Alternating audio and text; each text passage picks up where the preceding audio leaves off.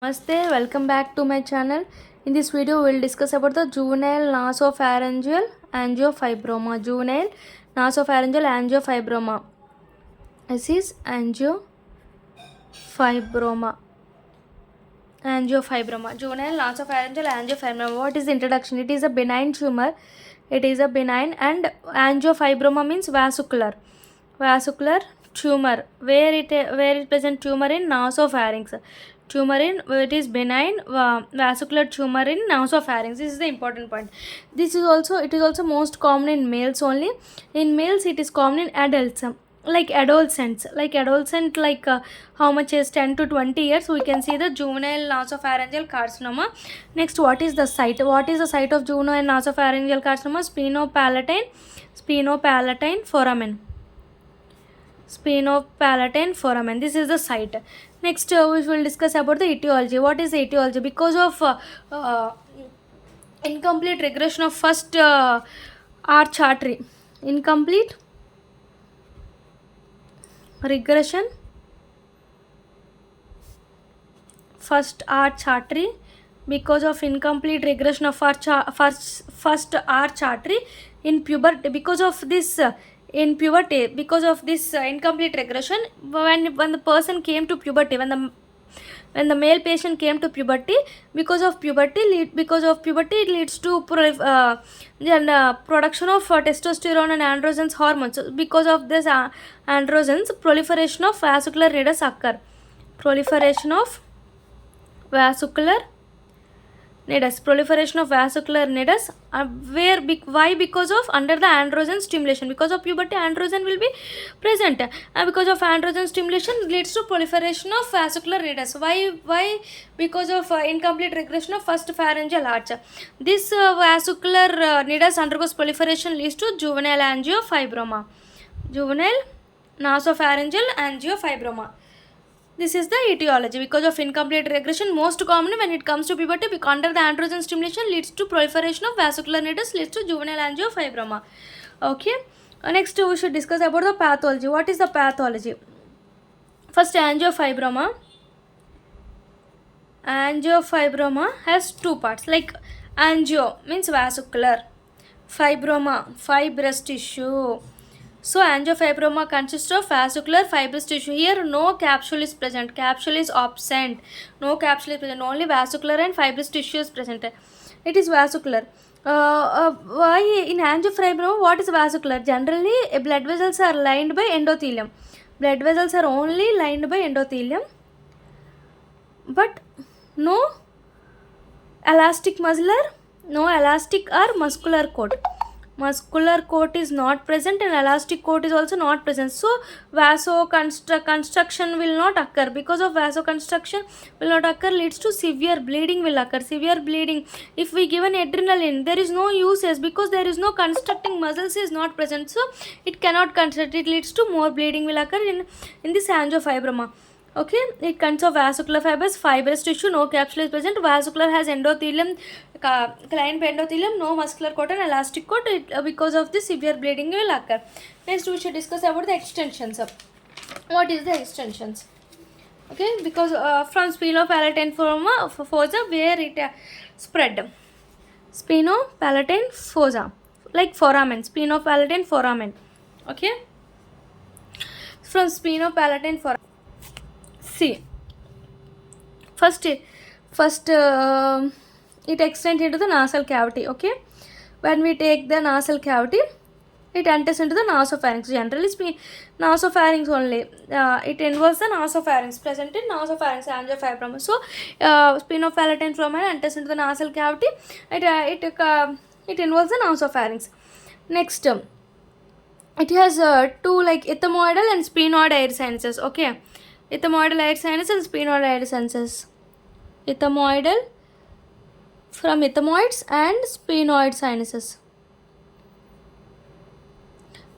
From ethmoids enters into the anterior cranial fossa. So it involves the anterior cranial fossa also. If from sphenoid, it enters into the middle cranial fossa. Middle cranial fossa. So it involves the middle cranial fossa also. Anterior middle cranial fossa, nasopharynx. Anterior because of ethmoid, involvement of ethmoid. Middle because of sphenoid sinuses. Next, because it also involves the pterygopalatine fossa. Pterygopalatine fossa. The pterygopalatine fossa, okay. From the pterygopalatine fossa, it opens into the maxillary sinus. I discussed about the ethmoid, sphenoid sinuses and maxillary sinus also. So from maxillary sinus, it swelling will occur. Cheek swelling will occur. If it involves the pterygopalatine fossa, maxillary sinus leads to cheek swelling will occur. From the not only maxillary sinus, it also involves the inferior orbital fissure. Inferior orbital fissure also. It involves the inferior orbital fissure. Because of inferior orbital fissure, it involves the orbit. Orbit leads to in this proptosis can be seen along with frog face deformities. Frog face deformities can be seen in this condition. Frog face deformities. From the pterygopalatine, inferior orbital fissure and maxillary sinus and infratemporal fossa also. It involves the infratemporal fossa. So when it comes to pterygopalatine fossa, it involves maxillary sinus. It involves upwards like orbit, infraorbital fissure. It also involves the infratemporal fossa. So this is the extension. Next we will discuss about the clinical features. Clinical features, first, age and sex.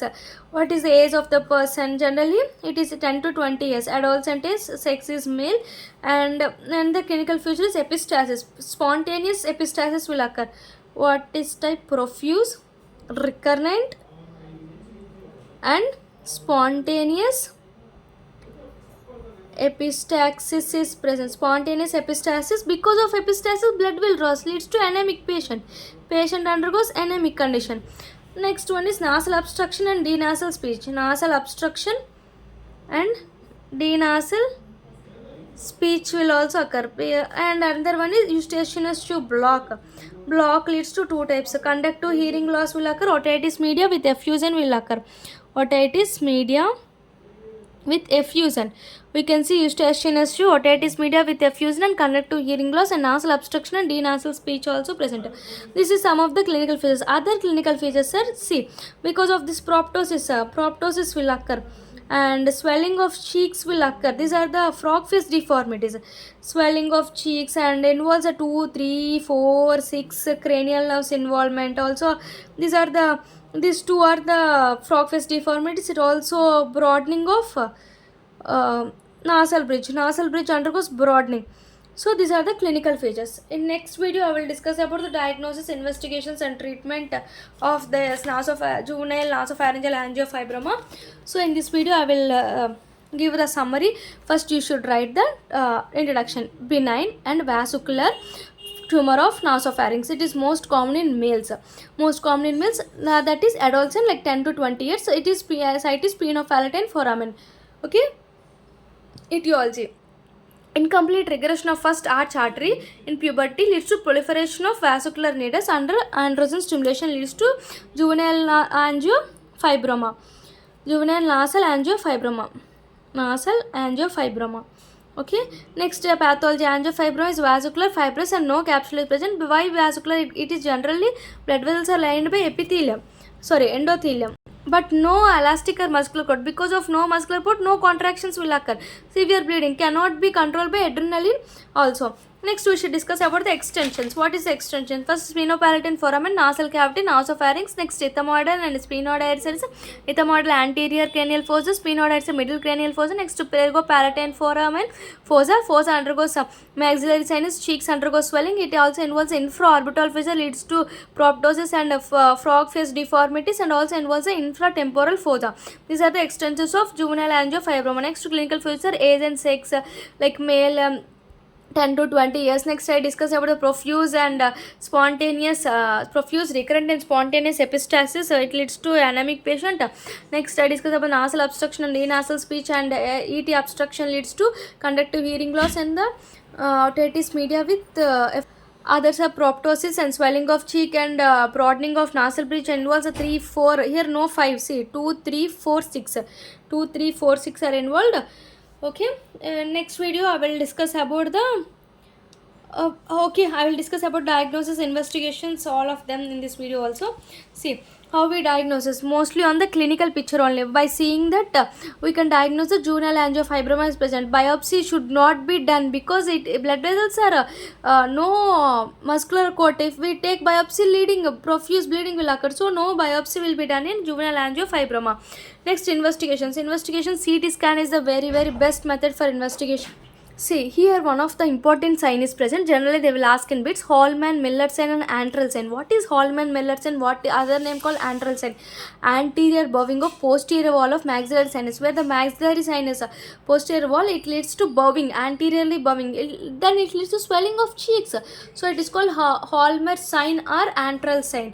Hallman, Miller sign or antral sign, it can be seen very best with CT scan. Next, MRI scan for soft tissue extension. Next, carotid because of angiography. Carotid angiography, how the tumor extended, what are the vessels involved, what are the feeding vessels, what is the vascularity, we can see by using the angiography. Angiography, MRI and CT scan. Next, we should know the treatment. Treatment is pre-operative embolization, hormonal therapy and surgical excision. Pre-operative, before operation we can do the embolization. Embolization means cut or any embolization will be occur by maxillary artery. Most commonly maxillary artery decreases the intraoperative bleeding. So by embolizing the maxillary artery decreases the intraoperative bleeding. Next, hormonal therapy also given by androgen blocker, diethyl, stilbestrol and flutamide. Next, we can do the surgical resection. How we approach the surgery? Surgery, first one is transpalatine surgery. Next, Sardana's approach. Sardana's approach is called transpalatine plus labial, sublabial.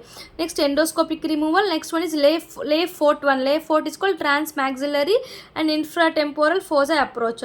Infratemporal fossa approach and lay fort one, endoscopic removal, Sardana's approach and transpalatine approach. These are the surgical approaches. Okay.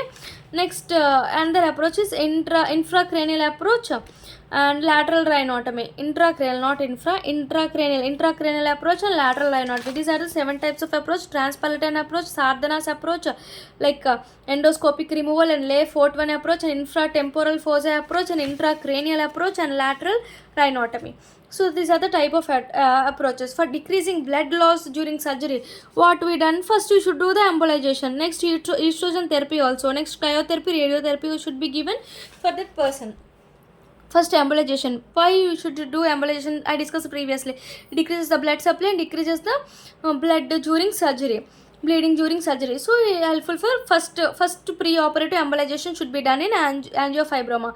If we remove the tumor, is performed within. If we remove tumor within 24 to 48 hours, embolization is done before collaterals have time to develop. When the surgery is done, we should embolize the vessels. If not, it leads to collateral vessels should be formed.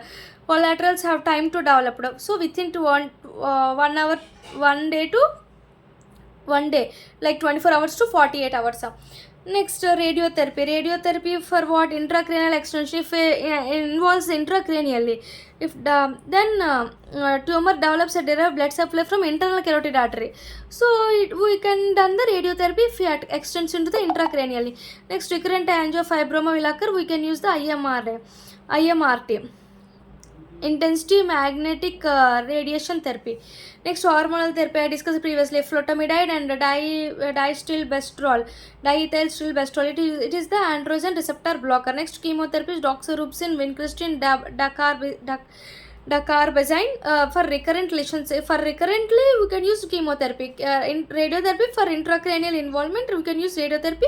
For recurrently, doxorubicin, vincristine, dacarbazine for chemotherapy. Hormonal therapy for to block the androgen receptor blocker. You can use flutamide and diethylstilbestrol. So this is the diagnosis treatment I discussed. Again, see diagnosis. First, you should diagnosis by using clinical pictures, no biopsy should be taken. Next, investigation, CT scan is the best. Hallman, Miller and antral sinus present, anterior buffing of posterior wall of maxillary sinus. Next, MRI. Next one is angiography should be taken. Treatment is before surgical we can done the pre-operative embolization and hormonal therapy, and surgery approaches like 7 types are present: transparent, sardhanas, and endoscopic approach, and leaf hotel, and infratemporal fossa approach, and intracranial approach, and rhinotomy, lateral rhinotomy. For decreasing blood loss, I discussed previously, pre-operative estrogen therapy, radiotherapy, chemotherapy. Pre-operative blood supply decreased and blood loss will be decreased during surgery. If surgery done within 12 to 24 hours, we should done the embolization. If not, it leads to collateral formation will occur. Radiotherapy, when it used if the tumor involved the intracranially. Recurrent means IMRT can be used. Chemotherapy doxorubicin, vincristine, dacarbazine for recurrent lesions and lastly hormonal therapy discussed previously. Androgen receptor blocker like flutamide and diethylstilbestrol can be used in this juvenile angiofibroma. So this is the juvenile angiofibroma. Okay, juvenile nasopharyngeal angiofibroma. This is common. Okay, I discussed about the introduction, site, etiology and pathology, and I discussed about the extension, how it extended. I discussed about the clinical features and other clinical features also. I discussed about diagnosis, investigations and treatment, and how we decrease the blood loss during surgery also I discussed. Thank you. Please subscribe my channel. Please support us. Thank you.